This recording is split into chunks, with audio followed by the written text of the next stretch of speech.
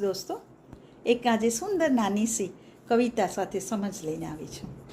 માનવ સાને તું ફરે છે અઢળક આંચડા ઓઢીને, સૂરજે ઓઢેલો આ વાદળોનો આંચડો તો જો. સમય વધતા એ પણ આપણને અડખામણું લાગે છે. મજબૂરીની આડમાં મનને સાને તું સમજાવે છે.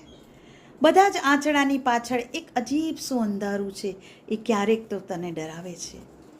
પોતાની ઉચ્ચતાને સાબિત કરવા સાને તું મથે છે. પ્રકૃતિને જોઈને તો શીખ, સૂરજ પણ સાંજે આથમે છે અને ચંદ્ર પણ સવારે વિલાય છે. તારામાં જે છે એ બીજામાં નથી અને બીજામાં છે એ તારામાં નથી. તો ક્યાંથી તું થવાનો સંપૂર્ણ અને ક્યાંથી બીજો પણ છે સંપૂર્ણ. તારી જ ખામી સાથે તું ગર્વથી જીવી લે ને.